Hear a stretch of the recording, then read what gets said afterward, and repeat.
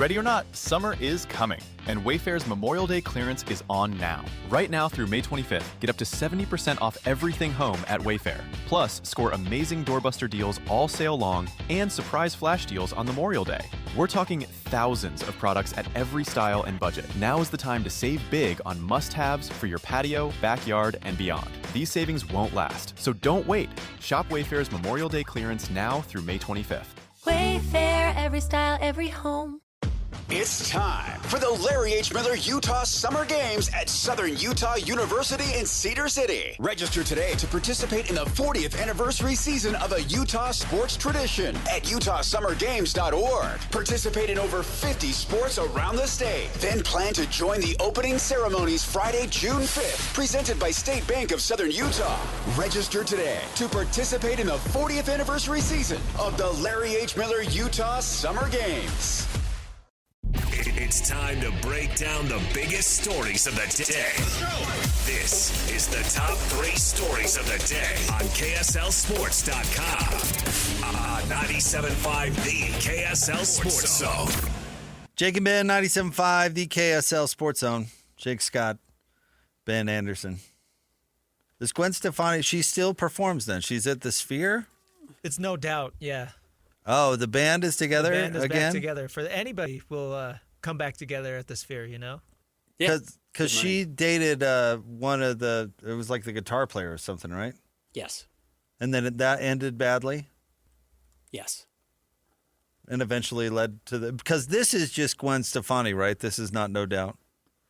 Okay. Her brother was one of the animators on The Simpsons. Arnold Stefani? Funny family. Eric. Oh. Okay. Yeah.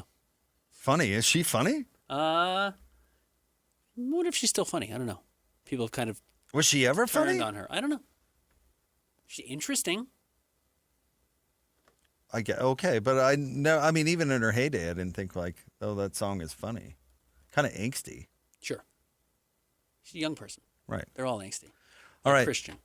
Time for the top 3 stories of the day at KSLSports.com, brought to you by J. Brooks Jewelers. Explore their expertly crafted engagement rings made from the finest materials. J. Brooks Jewelers. All right, Christian, where do you want to start today? Number 1, Cavs, Knicks, Eastern Conference Finals tonight.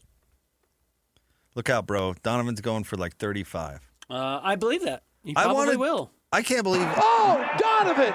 Have we ever seen anybody get more credit for an 8-assist game ever? Right. Especially a guard. Maybe it was funny when Jordan Clarkson got 5, right? And everybody made a big deal about it in the locker room because he never passed. But, like, yes, if when Ace Bailey gets 8 assists, people would be like, whoa, playmaker Ace. Or if Jaren Jackson does it, people would be like, wow, triple threat. This guy can really do everything. Donovan's a guard. Donovan's a lead guard. He should be getting 8 assists once every 3 or 4 games. Truthfully, it's just like the style of play in the NBA lends itself to that. The amount of time that he has the ball, yeah. You have the ball, in fact. you drive, people attack you, close out on you, you get into the paint. His skills are, designed for drive and spray, as they like to say. Drive into the paint, spray it out to the perimeter, somebody hits an open shot. I want to see what his usage rate is, knowing I'm bringing it up, knowing that he's not an assist guy. Because usage is possessions that end in you scoring or an assist. And let's see, Donovan's usage, 32.2. Extremely high. That's a volume guy. That's a lot. There. That's a volume dude. Yeah, top 15 in the NBA. So I've always thought, he could have scored more here with the Jazz. He bought more into the system. I give him credit for doing that because it remains. I don't think he's good enough to go it alone. And I think what got him past the Pistons was playing a little bit differently, as you pointed out, and I thought quite well. Get Jared Allen going. You're going to need something from either he or Mobley or both. So get him going. Yep, no question about it. And I'll be curious if he comes out. The hard part for Donovan, and where I think his limitation is, despite being future Hall of Famer, a very good player, going to be remembered as one of the better players from this era, I'm not sure he's like a great determiner decision maker in the moment. I think he kind of predetermines a little bit of what he does, which is a knock on him as a guard. I think he goes into the paint thinking, well, I'm either going to score or I'm going to drive and pass. And it's not, oh, well, I read this and so I made this very quick decision. I don't think he's a particularly quick decision maker. He reacts to things, catch the ball and shoot, catch the ball and drive, catch the ball and pass, whatever. I don't think he necessarily is the guy who gets into the paint, gets on 2 feet, and then decides, okay, I can see the defense coming from here. I'm going to kick it to that guy who's open. Despite the fact that he has a healthy assist average for his career, that is the difference maybe between a Donovan and a Jalen Brunson, who I think is a little more innate at it, or certainly a Shea, who is far more innate at it. Luka's much better at it. That might be the difference between Donovan and some of these other guards, where he's just kind of predetermining his spots. So he's going to come into this game thinking, whoa, that's got a lot of love for getting 8 assists. Guess what I'm doing? Getting 8 assists again. Because I just like that I got all the attaboys after that last game. And then he's going to come in and try and force it and not really read what's happening to him. And he's not going to be the best version of himself. Because sometimes he should go score 35. Sometimes he should score 20 and get 8 assists. I think he goes into games setting his goal and is going to do whatever he has to reach You're that. just doubting him because he's playing your Knicks. Stop it. You're just nitpicking because you're personally invested. I got it. Personally invested in the Knicks. But I will say this, Donovan, whether it's Bridges or Hart or whatever, he's going to have a difficult matchup. But that's nothing new. I mean, Detroit gave him nothing but difficult matchups, and he did pretty well, at least at times. I'll be curious what the approach is. Again, different than Victor Wembanyama talking about the last segment. There are probably some more solutions. He's going to get his. He's going to score 20 every game in this series or close to, probably have some 30-point games in this series because he's that type of player, and the league lends itself to guys like Donovan Mitchell at the moment or Jalen Brunson at the moment. They can get points. The question is it the most valuable points? Is it the right points? And is it just something the Knicks are saying, well, we're happy to live with that? It's very possible. How many shots has Donovan taken now in the playoffs? He took 20 during the regular season. He is taking 21.4 field goal attempts per game. All right. Yeah, it's not a crazy high number. No. Now, it would help Cleveland if James Harden didn't turn it over 15 times. Uh-huh. But we'll see how that goes. He had a huge game 6, right? He had his 30-point game in game 6 and sent it back to no, they lost game 6. But the nightlife in New York. It was game 5. He had a huge game 5 to send it back to Cleveland with a chance to close it out, and they didn't close it out. The nightlife in New York is serious. Better than Detroit. But I don't know. I know it's better than Detroit. Unless you think he's really going out to get music. Oh, man, other people. I don't know. I'm not familiar with the nightlife of Detroit. But you're familiar with the nightlife of New York because you have a casual understanding of how the world works. But we're not talking about Broadway shows here. We're talking about his particular venues. Are they better in Detroit? They could be. They're better in Atlanta, apparently. Mm-hmm. But I don't know about New York. I'm sure they're known for that. Yeah. All right, stay up. Hey, sweetie, your mother showed me this Carvana thing for selling the car. I'm going to give it a try. Wish me luck. Me again. I put in the license plate. It gave me an offer. Unbelievable. Okay, I accepted the offer. They're picking it up Tuesday from the driveway. I haven't even left my chair. It's done. The car's gone. I'm holding a check. Anyway, Carvana, give it a whirl. Love ya. So good, you'll want to leave a voicemail about it. Sell your car today on Carvana. Pickup fees may apply. What's next? Number 2, Wemby had a big game last night. Did he declare himself as the best player in the NBA? Certainly making an argument for it. I think it's going to result in a finals appearance and probably a finals victory to fully achieve that. But it's on the way. It certainly feels like it's on the way. But again, saw a great tweet about it today. Frank Madden, who covers the Bucks or used to cover the Bucks, had it. The league just changes so quickly. There's a reason we've had 8 different teams win 8 titles in 8 years. Never seen this before, but the league is changing in, the blink of an eye, more so than it ever had in the past, where if you won a title, you were overwhelmingly the favorite to win it the next year, and everyone feels that way. You and I talked on our show. This is probably the first team, this Boston Celtics team with Tatum and Brown, that's going to become a dynasty. And then they didn't. And then it was this Thunder team, looks like the team to me that's probably going to become a dynasty. Now they're down in the series, and everyone's looking at the Spurs as the next dynasty. And then it changes next year. It always changes. Oh, I still expect Oklahoma City to win. Yeah, it's very possible. What's next? Number 3, you guys will love this one. Former Jazzman R.J. Lewis Jr. has committed To LSU. So R.J. Lewis entered the draft last year. Mm-hmm. He goes undrafted. I think he's St. John's. I think he comes out of St. John's. Was a pretty good player. Was a borderline draft pick. Never got selected. Jazz made him a priority two-way guard right after the draft. I think they signed him on draft night to a two-way deal.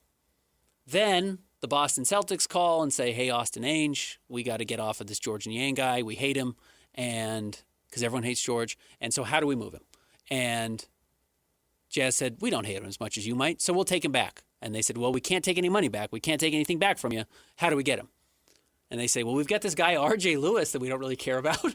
He's on a two-way. And they said, cool, we'll trade you George Niang for R.J. Lewis. So R.J. Lewis goes to Boston. I don't know does he play for the Red Claws, the Maine Red Claws? Never plays in the NBA, but it might have gotten some G League time. Gets cut or traded again. Maybe even when the Jazz traded John Tonji to them, another two-way player traded to Boston, and doesn't make it in the NBA, never gets real guaranteed money, and has decided to go back to college, trying to get his two-way deal. Which, by the way, is not the first. We saw a lot of two-way guys, or not two-way guys necessarily. It was G League guys play in college this year, including at BYU. Mm-hmm. So I'm not sure I'm as up in arms about this as other people are, based purely on precedent alone. Do I hate it as an idea? 100%. You leave college, you're not welcome back. But it's not like he's the first guy trying to do this. I'm going to reset a previous take. Caitlin Clark should go back to college. She should. Why not? How much would, I don't know, how much would UConn pay for Caitlin Clark to go back to college? Right. Gazillions. Yeah. Way more as than much she's as you can. Way more than she's making in the WNBA. And women's college basketball is more high profile than the WNBA.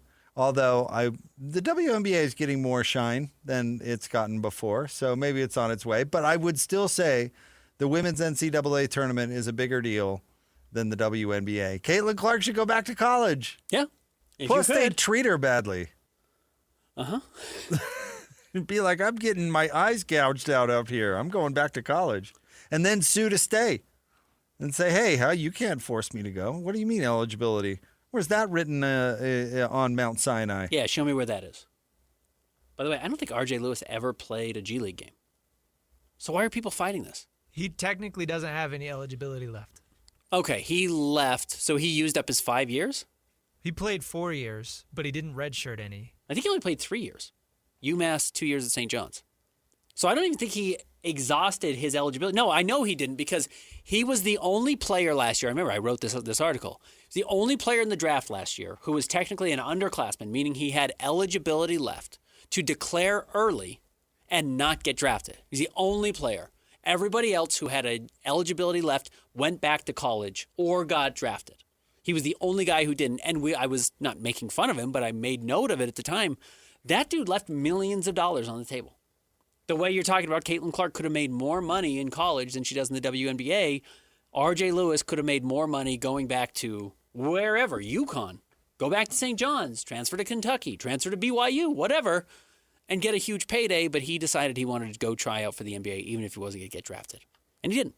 And now he wants back into college. He made a mistake. Gonna punish him forever for it? Yes. Yeah, I don't care. If you don't want to let him back into college, I don't have a problem with that argument at all. He's just, again, we saw lots of former G League players who had actually played in the G League play in college last season. I don't like that either, honestly. I really don't care about this particular circumstance. And on the list of things to care about, this seems pretty low.